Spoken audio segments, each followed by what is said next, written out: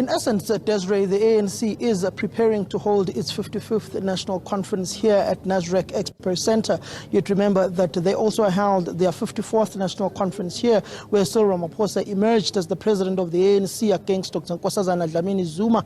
This time around, they are coming back for the 55th National Conference here. The acting Secretary General, Paul Mashatile, will be briefing the media on the ANC's branch meetings that have taken place so far. We do know that about 3 weeks ago, the ANC met the 70% threshold to hold a national elective conference here at Nasrec. This time around, over the past weekend, they were holding over 1,000 branch general meetings in order for those branches to qualify to be in attendance of the 55th National Conference. The ANC's acting Secretary General Paul Mashatile is saying they don't want to leave any branches behind, and they did extend the dates for the branches to hold their branch general meetings, extending it for the cut-off of the 7th of November, which was on a Monday. Then National Chairperson of the ANC, Kwede Mantashe, over the weekend, speaking to our colleagues Natasha Piri, saying that they are anticipating that all branches that were scheduled to meet over the past weekend will do so and qualify to go to the 55th National Conference. If there are any problems with the QR codes of the scanners of the ANC's new membership system, then they would attend to those. But the acting Secretary General Paul Mashatile saying they are sitting at about 82% of the branches that have qualified to be part of the 55th National Conference, saying once they are done with their tallying and verifying of all branches, they may sit at about 87-88% of all ANC branches qualifying to come to the 55th National Conference. Samkele, how important is it that these numbers are really tallying and correct as they go into conference, and that they're watertight in terms of getting new leadership? In essence, the ANC has to make sure that their numbers are cleaned up and verified, particularly through the audit process, as if their branches and their nomination processes and the auditing of these branches is not done thoroughly, then it opens up the ANC for litigation problems.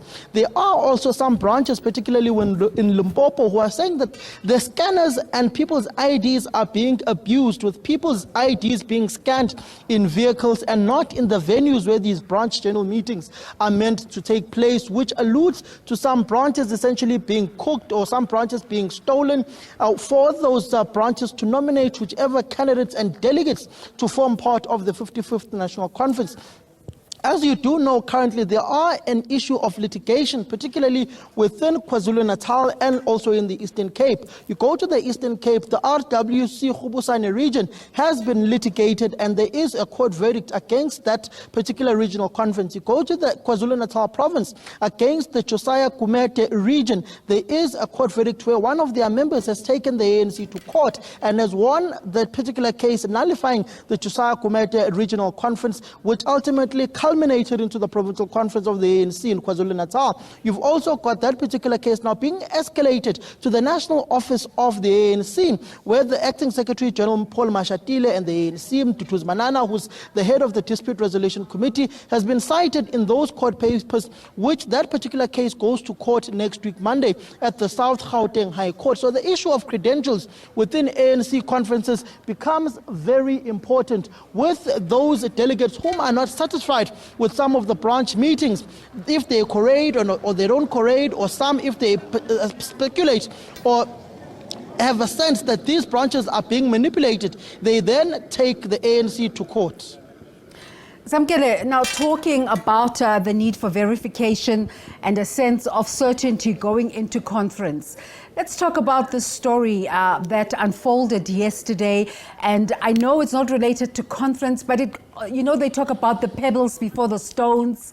It gives you a sense of confidence within the African National Conference at this time.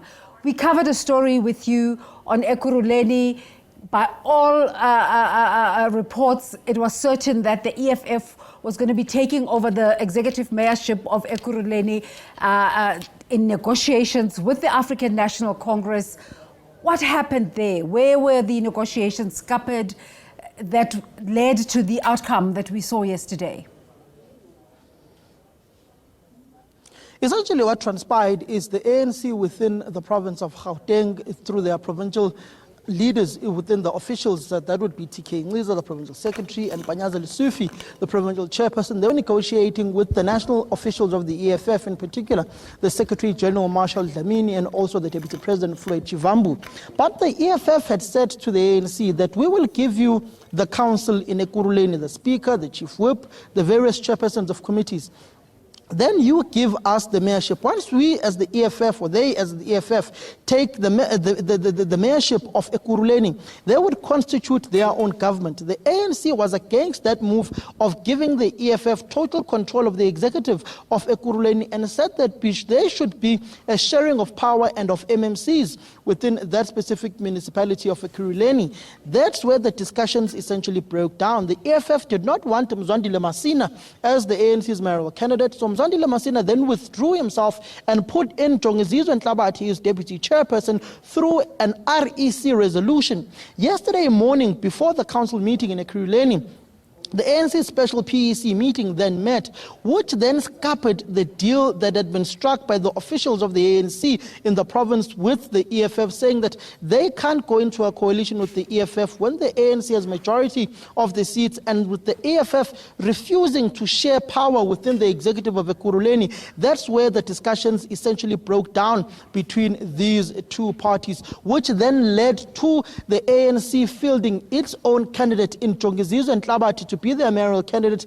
They got 99 votes, and one of the Super 7 parties never voted for the ANC, or smaller parties within the Ekurhuleni municipality never voted for the ANC, decided to go and vote for the coalition led by the Democratic Alliance. So essentially that is where the negotiations between the ANC and the EFF broke down on who and how government should be constituted in Ekurhuleni. But one of the things that you must not lose sight of is that Mzwandile Masina as well was heavily embarrassed by the EFF leadership in the 2021 local government elections when they were trying to formulate a government in Ekurhuleni. He had said that the EFF would definitely vote for him in that municipality, for him to return as the mayor of Ekurhuleni. The EFF in turn went to vote for the Democratic Alliance. So the ANC is saying that why is the EFF demanding mayorship from them when they are failing to demand the same of the Democratic Alliance, whom they essentially voted for at the end of the council sitting yesterday,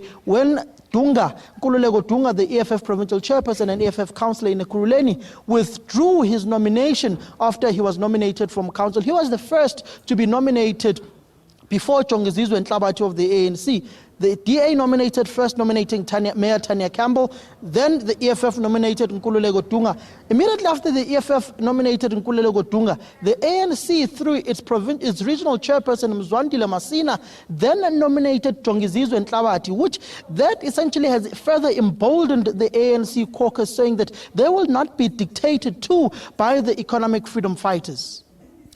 So this latest development clearly shows us that the ANC is making overtures to the economic freedom fighters just in terms of governance.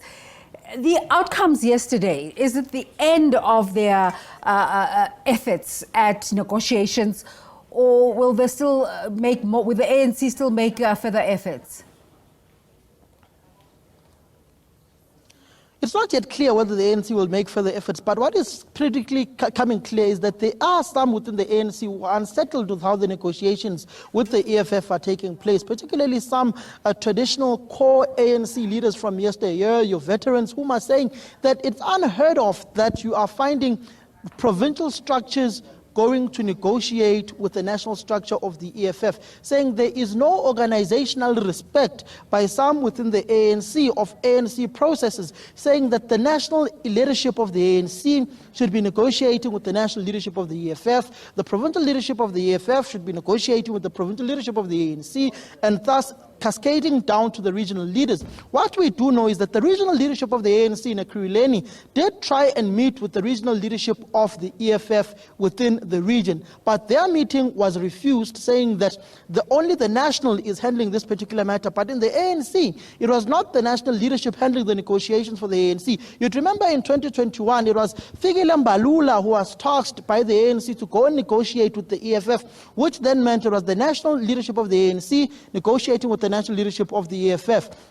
There was previously a time when Paul Mashatile was leading the negotiations for the ANC, and the EFF was pretty clear that they don't want to negotiate with Paul Mashatile. Paul Mashatile is a dishonest human being. They don't want him anywhere near their negotiations. He was further chased away from those negotiations. In particular for the EFF, it was Dr. Mbuyiseni Ndlozi negotiating for the party and their Secretary General, Marshal Dlamini, which in essence took away Paul Mashatile as the Treasurer General of the ANC from negotiating with the EFF. Those negotiations had to be led by the late Jesse Yasmin Duarte of the African National Congress, which then showed this frictious relationship between the EFF and Paul Mashatile, which Paul Mashatile at the time was pretty much stunned as to why the EFF was responding and treating him in that particular manner.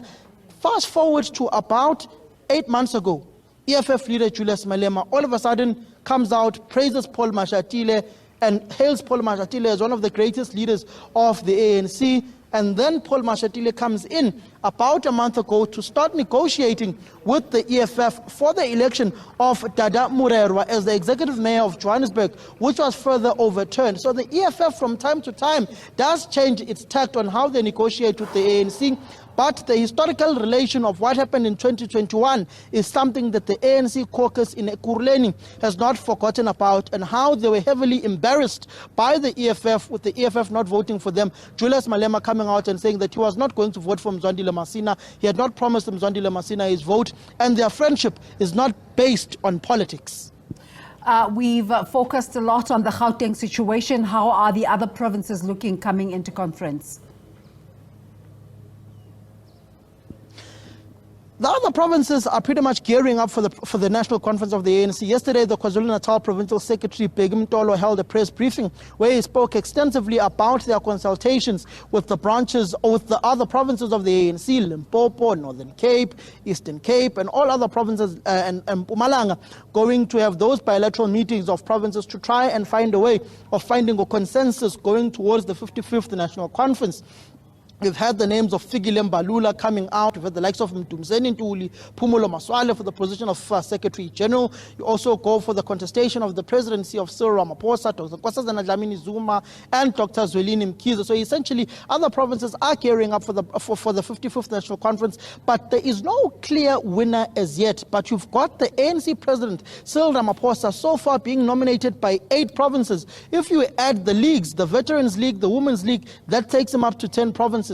On the other hand, you've got Dr. Zwelini Mkhize nominated by 2 provinces, which is the ANC Youth League, which comes as a province because it's a league, and the biggest province within the ANC, which is KwaZulu-Natal. But a heavily divided KwaZulu-Natal. When you look at the nominations coming through, you are seeing the nomination of Dr. Zwelini Mkhize, who is seemingly leading those nominations. You've got Mdumiseni Ntuli being nominated for provincial secretary, for Secretary General of the ANC, which is not endorsed by the provincial leadership in KwaZulu-Natal. Then you've got Phumulo Masualle as well, and you've got Dr. Nkosazana Dlamini Zuma being nominated. So all of the bigger provinces, in the words of Deshi, who is the Northern Cape Provincial Secretary, saying that the big provinces are going to come to the 55th National Conference heavily divided. But the smaller provinces are seemingly more united than the bigger provinces, which is going to be a conundrum come the 55th National Conference here at Plenary, where they finally negotiate on who has what and the numbers game. Bheki Mtolo, in essence, yesterday saying,